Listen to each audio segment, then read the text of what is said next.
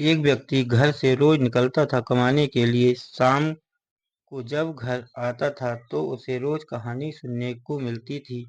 लोग कहते थे कि आज तुम्हारे घर पर इतने लोग आए, तुम्हारी पत्नी फलाने के साथ गई। आखिरकार पत्नी के बारे में सुनने के बाद उसे तकलीफ होती थी, दुख होता था।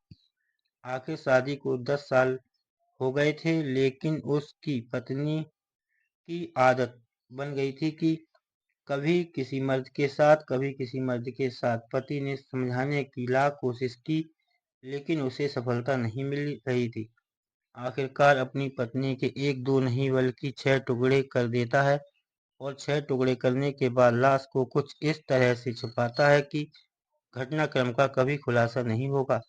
उसने यही सोचा था, लेकिन पुलिस को कड़ी मशक्कत करनी पड़ जाती है और इस घटना का खुलासा होता है। जब घटनाक्रम का खुलासा हो जाता है तो लोगों को यकीन नहीं हो रहा था कि घटनाक्रम की ये वजह हो सकती है। दरअसल उस महिला को गैर मर्द की आदत जो लग चुकी थी, नशे की आदत जो लग चुकी थी।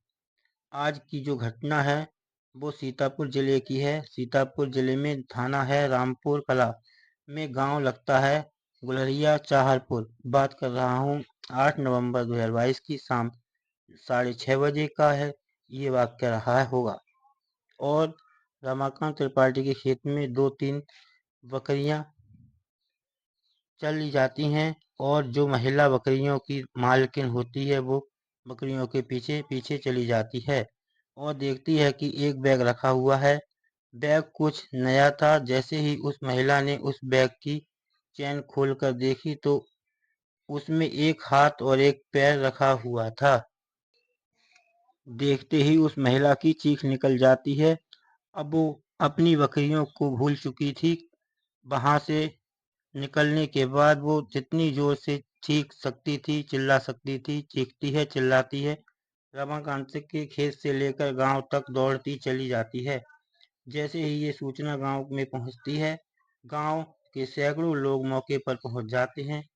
गांव के लोग पुलिस को सूचना देते हैं, पुलिस भी मौके पर आती है। उसके बाद यहाँ पर एसपी हो या एएसपी हो, सीओ हो या थानेदार हो या डॉग स्क्वाड और हो या फॉरेंसिक टीम हो, जो भी आ रहा था वो उस खेत की तरफ भाग रहा था। उसके आसपास खेतों को तलाश शुरू कर देते हैं। तलाशने के बाद दोनों पैर मिल जाते हैं, दोनों हाथ मिल जाते हैं और धड़ भी मिल जाता है, लेकिन सिर नहीं मिल रहा था। अब डॉग स्क्वाड की मदद से तलाश की जाती है, मगर महिला का सिर नहीं मिलता। आखिरकार पुलिस हार कर थक जाती है, लेकिन अगले दिन 9 नवंबर 2022 को फिर से कोशिश कर रहे थे तो उस महिला का सिर मिल जाता है। सिर मिलने के बाद पुलिस को लगता है कि अब इस महिला की पहचान हो जाएगी और इस घटनाक्रम तक पहुंच जाएंगे। लेकिन जब उसका चेहरा देखा जाता है तो ऐसा लग रहा था कि उसके चेहरे की स्किन को पूरी तरह हटा दिया गया है। इसलिए उसका चेहरा जरूर था, लेकिन उसकी पहचान नहीं हो पा रही थी। इसके बाद एक स्केच बनाने वाले को बुलाया जाता है।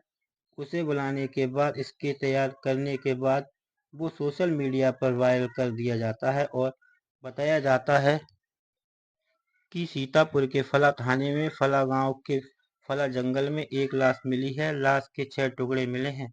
एक महिला की लाश है जिसकी उम्र 25 से 30 साल की है। उसकी मांग उसकी मांग में सिंदूर है, गले में मंगलसूत्र है और उसने कुछ आभूषण भी पहने हुए हैं। शनाख्त करने की कोशिश की जाती है, लेकिन सोशल मीडिया से कोई रिस्पॉन्स नहीं आता है। इसके बाद सीतापुर, लखीमपुर खीरी, हरदोई, शाहजहांपुर, लखनऊ ऐसे तमाम जिले होते हैं, उनके सभी थानों पर ये सूचना दी जाती है और बसों में भी सूचना दी जाती है। मुखबिर भी सतर्क कर दिए जाते हैं कि आखिरकार कहीं से कुछ पता लग करके आइए कि ये महिला कौन है। ये एक परफेक्ट मर्डर था। पुलिस भी हार चुकी थी। 6 टीमें बनाई जाती हैं। टीमें अपना काम कर रही थीं, मुखबिर अपना काम कर रहे थे, सोशल मीडिया अपना काम कर रही थी और तमाम जो जिले की फोर्स थी वो अपना काम कर रही थी। लेकिन न कातिल मिला था, और न कत्ल करने की वजह मिल रही थी। आखिरकार इस कत्ल की क्या वजह थी? ये कत्ल किसने किया था? 20 नवंबर 2022 को संबंधित थाने में एक महिला पहुंचती है और कहती है कि सोशल मीडिया पर एक फोटो वायरल हो रहा है, हो ना हो वो मेरी बेटी का फोटो है। मैं अपनी बेटी से बात करने की कोशिश कर रही हूँ, मेरी बात नहीं हो पा रही है।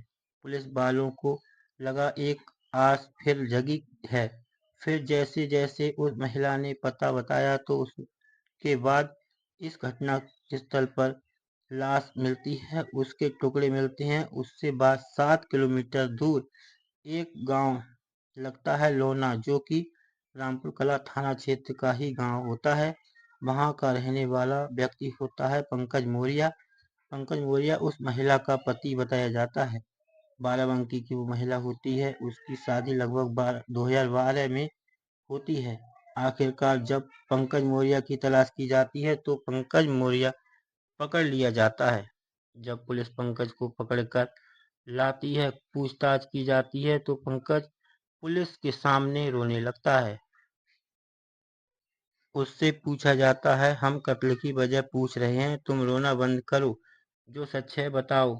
जब उससे सच बात पूछने की कोशिश कर रहे थे तो बताता है कि शादी के कुछ दिन बाद पता चल जाता है कि उसकी पत्नी को नशे की गोलियां खाने की लत थी।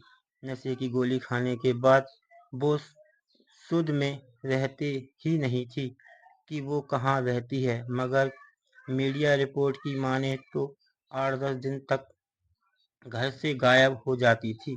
किसी के भी घर पर जाकर रुक जाती थी।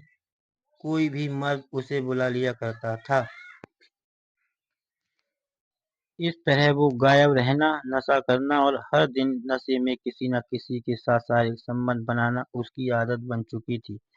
उसने अपनी पत्नी को कई बार समझाने की कोशिश की, लेकिन वह नहीं मानती थी। जब वो नशे में होती थी तो उसे अपने पराये की कोई सुध ही नहीं रहती थी और उसे मर्दों की लत लग जाती है।